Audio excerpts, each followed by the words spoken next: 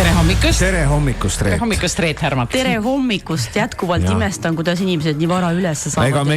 Ega me isegi oleme üllatunud, et me olete siin. Jätkame korraks juttu seal, kus eelmine kord pooleli jäi. Siis me rääkisime sinu värvikatest kohtingutest ja oli üks lugu, mis mulle tundus väga 21. sajand, kuna meil ju on tänasel päeval igasuguseid talumatusi. Too õpetlik lugu sellest, kuidas sa ironiseerisid oma mõtetes kohtingul ühe meesterahva üle ja lõpuks said ise korraliku näpuviibutuse. Jah, see oli selline karma attacks back nagu väga kähku, et ei tasu teiste üle nagu naerda ja ma ei ole seda kunagi nagu proovinud teha tegelikult elus, aga võt see kord, see oli esimene kohting, see oli väljasõit teise riiki ja tõesti selline first on ju lähemalt tutvumine ja nii edasi ja läksime ilus, oli restoran kinni pandud, väga peen süke õhtusöök ja enne õhtusööki siis härra võtab välja igasugused tabletikarbikesed ja mingid pulbrikesed ja ma juba mõtlesin, ma ei tea, mis tabletid need nüüd on, aga ei, siis ta rahustavalt selgitas, et need on jah, et tal on nagu see laktoositalumatus ja siis gluteenitalumatus ja siis veel mingi talumatus oli ja siis ma nagu omaette muigasin, sest mina olen süke ikka Saaremaa tugev nagu naine kadakate vahel, see kõik asjad võib ära süüa juua, et mitte midagi ei ole ja et tead jõevett ka, aga siis oligi, et ma nagu muigasin ja tõesti tundsin, et võt nüüd see on küll huvitav on ju.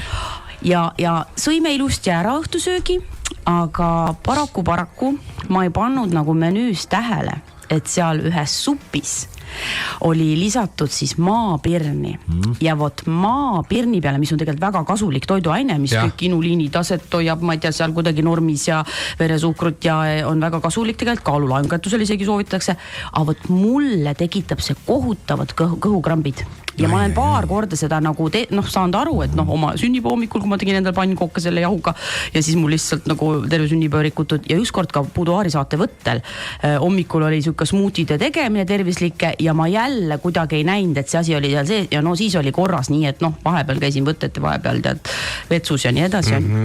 Aga lähme siis tagasi selle kohtinguõhtu juurde.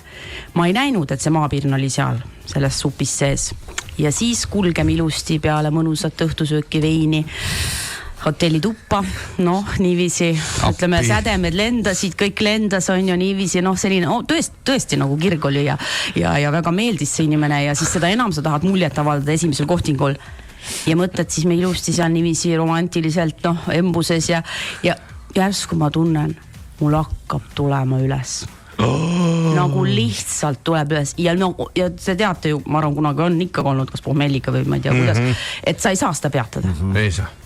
Ma sain ta lükata nagu viimase soos nagu endast eemale ja siis õigesse kohta nagu tühjendada ennast, aga see oli nagu kohutav. See oli nagu esimene kohting. Sellele järgnes isegi teine veel või? Üllatuseks mulle järgnes ja veel mitmes veel, et ütleme, see teda ei murdnud. Hommikuprogramm